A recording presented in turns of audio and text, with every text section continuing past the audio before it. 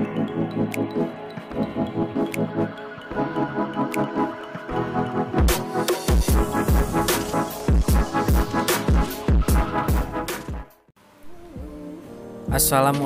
warahmatullahi wabarakatuh. Selamat pagi anak-anak. Hari ini bertemu lagi di mata pelajaran tema. Pada kali ini tema masuk pada buku tema 4C ya. Yang akan dibahas pada hari ini yaitu pada subtema 1, pembelajaran 1, 2, dan 3. Untuk pembahasan materinya, silahkan kalian simak video berikut ini. Hari ini kita akan mempelajari materi mengenai hewan dan tumbuhan di lingkungan rumah. Anak-anak pintar, sebagian besar masyarakat Indonesia mengkonsumsi nasi sebagai makanan pokok. Apakah kamu tahu bahwa nasi berasal dari beras dan beras berasal dari padi? Sekarang, ayo kita membaca. Padi adalah tanaman yang sangat penting di Indonesia. Padi menghasilkan beras. Banyak penduduk Indonesia yang mengkonsumsinya. Padi dapat tumbuh di daerah panas dengan curah hujan tinggi.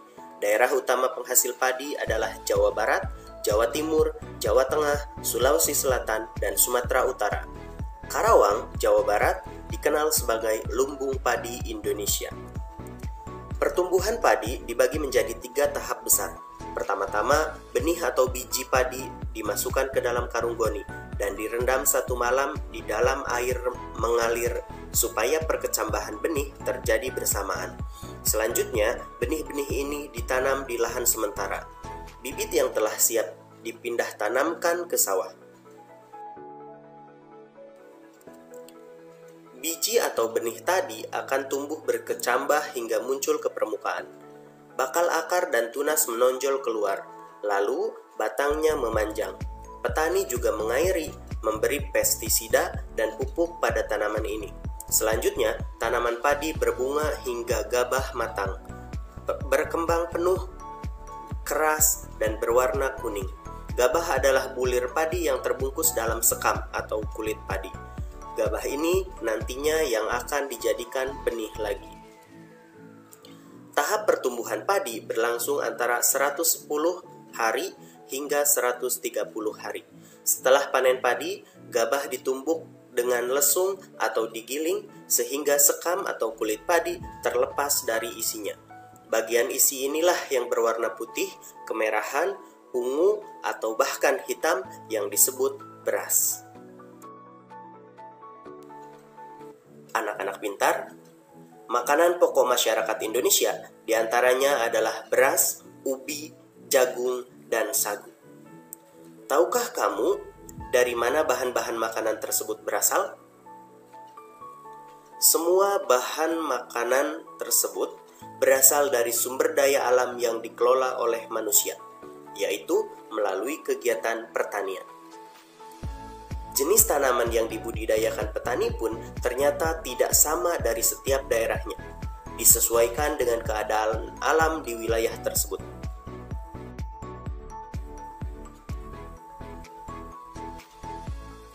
Indonesia terdiri atas berbagai wilayah dengan kenampakan alam yang berbeda-beda. Ada yang disebut dengan pantai.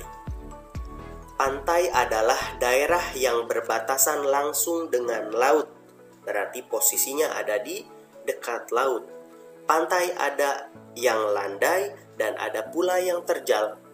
Pantai yang landai biasanya digunakan untuk objek wisata. Kemudian ada juga yang disebut dengan dataran tinggi. Dataran tinggi adalah permukaan bumi yang ketinggiannya 500 meter di atas permukaan laut. Berarti posisinya berada pada 500 meter di atas permukaan laut. Dataran tinggi biasanya dimanfaatkan untuk peristirahatan, objek wisata, dan usaha perkebunan. Dan yang selanjutnya ada dataran rendah. Dataran rendah adalah permukaan bumi yang datar dengan ketinggian kurang dari 200 meter dari atas permukaan laut.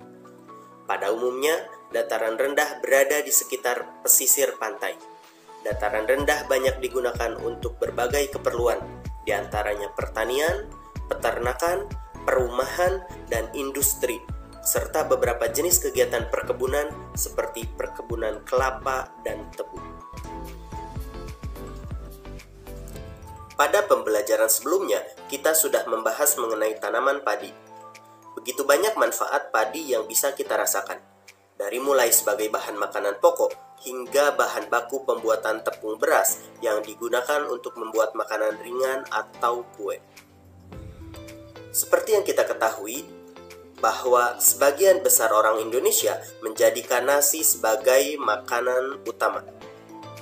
Lalu, seharusnya bagaimana sikap kita terhadap tumbuhan tersebut?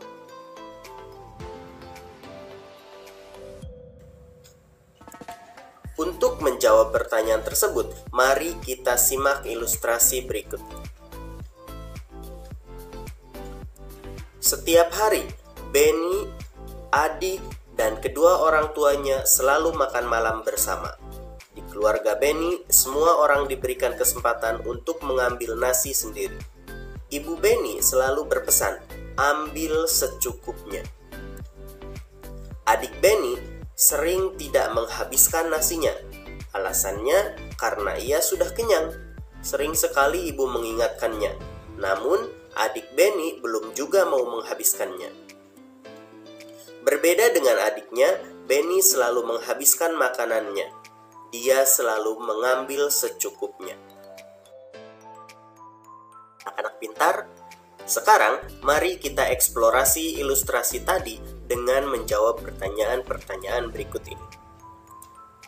Pertama, apa yang dilakukan oleh adik Benny terhadap makanannya?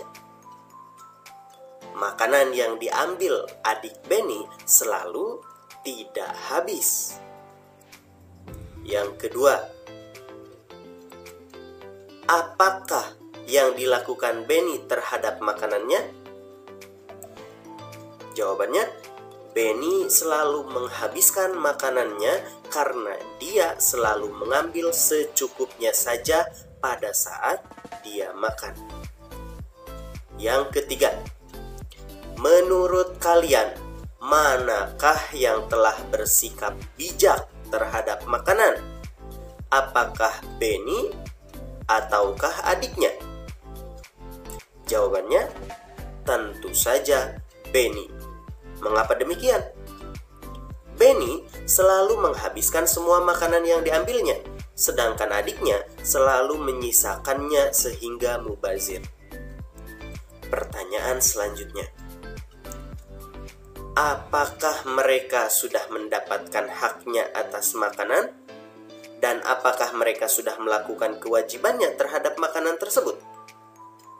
Jawabannya, Benny dan adiknya sudah mendapatkan hak memperoleh makanan. Dan bahkan mereka bisa makan malam bersama keluarganya. Namun, adik Benny belum menjalankan kewajibannya untuk menghabiskan makanan yang diambilnya tersebut. Anak-anak pintar, kita berhak untuk menggunakan tanaman sebagai bahan makanan. Tapi kita juga berkewajiban untuk bijak dalam menggunakannya. Salah satu cara bijak dalam menikmati manfaat dari tanaman adalah dengan tidak membuang-buang makanan. Sebaiknya kita berpikir ulang sebelum membuang-buang makanan yang kita dapatkan. Di luar sana, banyak sekali orang yang tidak dapat haknya untuk mengkonsumsi makanan karena berbagai keterbatasan yang dimilikinya. Kita hendaknya bersyukur masih diberikan rezeki sehingga kita masih bisa makan.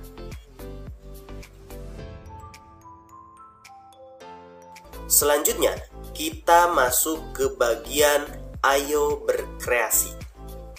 Kali ini kita akan membuat karya seni rupa 2 dimensi menggunakan teknik tempel. Karya seni yang akan kita buat tersebut adalah kolase. Apa itu kolase? Kolase adalah karya seni tempel berbagai jenis benda kecil pada permukaan gambar.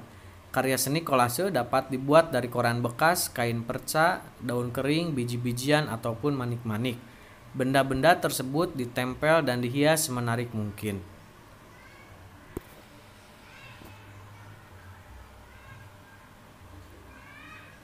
Apa saja alat dan bahannya? Yang pertama, gunting. Kedua, lem. Ketiga, biji-bijian. Keempat, ranting kering. Kelima, daun kering. Dan yang terakhir adalah kertas gambar atau kertas HPS. Caranya atau langkahnya, yang pertama, siapkan alat dan bahannya terlebih dahulu. 2. Buatlah sketsa atau pola gambar di atas kertas gambar atau kertas HVS. Yang ketiga, gunting daun kering dengan bentuk sesuai keperluan, sesuai sketsa. Dan jangan lupa hati-hati. Keempat, tempelkan daun yang telah kamu gunting ke dalam sketsa gambar dan tempelkan menggunakan lem.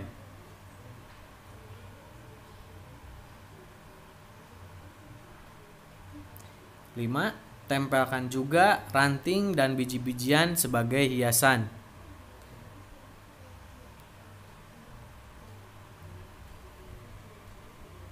Karya seni kolasemu sudah jadi. Kamu dapat menjadikannya sebagai hiasan di kamar atau ditempel di dinding sekolah.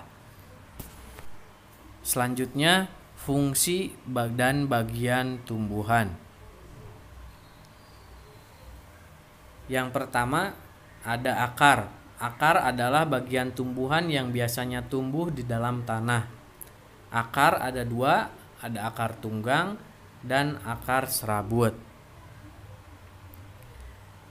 Akar berdasarkan fungsinya dibagi menjadi 4. Akar gantung berfungsi mengambil uap air dari udara, contohnya akar beringin.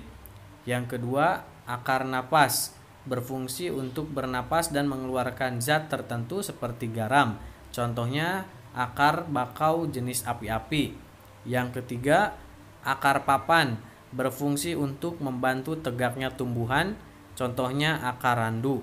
Dan yang keempat, akar tunjang berfungsi sebagai penahan tumbuhan agar tidak roboh, contohnya akar pandan. Bagian yang kedua yaitu batang. Ada 2 jenis batang pada tumbuhan, yaitu batang berkayu dan batang basah. Ciri batang berkayu, batangnya keras, berwarna coklat, dan sulit dipatahkan. Kalau batang basah, cirinya batangnya lunak, berwarna hijau, dan mudah dipatahkan. Bagian yang ketiga yaitu daun. Daun adalah tempat terjadinya fotosintesis. Bentuk daun umumnya pipih dan melebar. Daun umumnya berwarna hijau. Daun ada beberapa bagian. Ada tulang daun, helai daun, dan yang ketiga adalah tangkai daun. Bagian pada tumbuhan selanjutnya yaitu bunga. Bunga adalah alat perkembangbiakan tumbuhan. Bentuk dan warna bunga bermacam-macam, seperti pada bunga kembang sepatu, bunga soka, dan bunga mawar. Bunga juga terbagi lagi menjadi beberapa bagian. Yang pertama ada tangkai bunga, dasar bunga, kelopak bunga, mahkota, kepala putik, tangkai putik, kepala sari, benang sari, dan terakhir bakal biji. Lalu selanjutnya bagian tumbuhan yang terakhir yaitu biji dan buah. Biji mengandung calon tumbuhan baru. Fungsi buah adalah untuk penyebar biji. Di samping ada bagian-bagiannya. Yang pertama kulit buah, daging buah, dan biji.